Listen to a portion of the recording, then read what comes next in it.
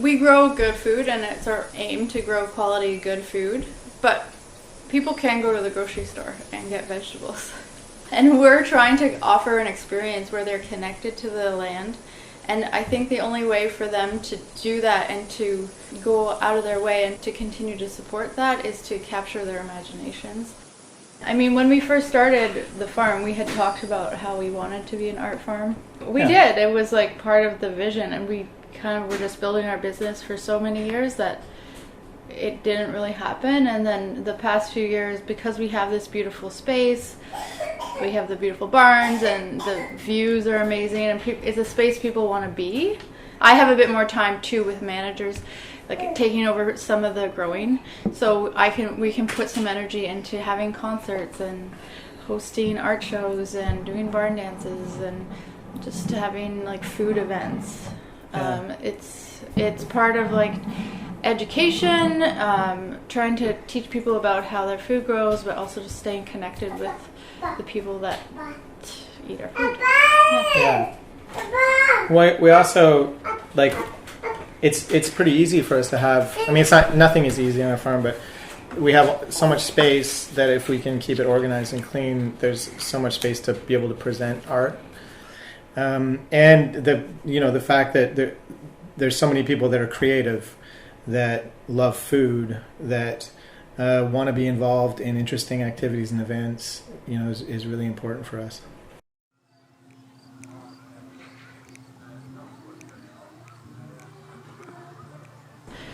In the fall, we had Sewing the Future art show. So it was myself and Barbara Brown and Diane Perazzo did a show, and it was featuring local farm women in the area, and that was in our big 100-year-old barn.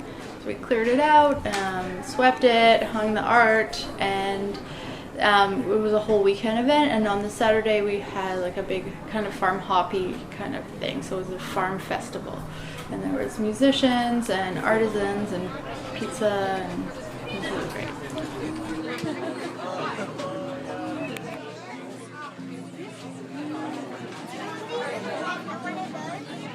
I feel like this community is really special. It's really unique, and we've just found the community like so welcoming and so open, and it is really special because there are a lot of new people showing up here all the time. People in the hills love their farmers. I know all the farmers in the area feel very welcomed, and there's enough eaters to support us.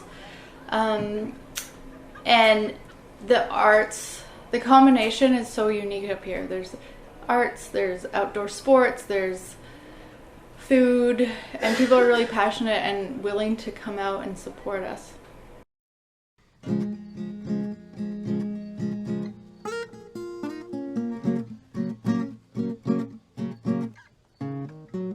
I think it's always important to reflect.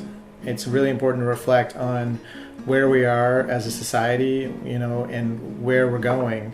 And art plays a huge role in making sure that we appreciate the important things in life, and that we're, considerate, and that we're always considering what's going on around us that may not be what we want as a society and as a species. And there's a lot of that right now. There's a lot of crazy forces in play, and we want to be on the good side of that.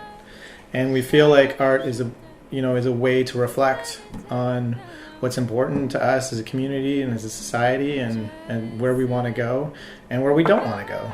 It's important to, it's a really positive way to provide commentary without, necessarily putting the words out there and without being judgmental. The events that we've done this summer, we're really proud that we were able to do them. It's really hard. It's hard to find the time. It's hard to find the energy. The CSA is so important to us. It's so important that so many families get to enjoy the produce from the farm, and get to eat local, and can disconnect a little bit more from the grocery store and from the global food system than maybe they did before. But it's really hard to considering all that work to on a Friday evening organize an event and have your staff be engaged, and to also make sure that enough people come out and it's worthwhile. But if we could, slowly over time, do more and more and more of that, so that we, that we're still having a functional business, but there's more people that associate the farm with art, with musical events, with really good food, with, interesting ideas around food and art and music. There's no reason why we can't just keep expanding and doing it on a, first a monthly basis, and then a bi-weekly, and then a weekly basis, and then maybe we'll just do that stuff all the time when we're old and retired. Yeah, it'll just be one constant barn dance. Yeah.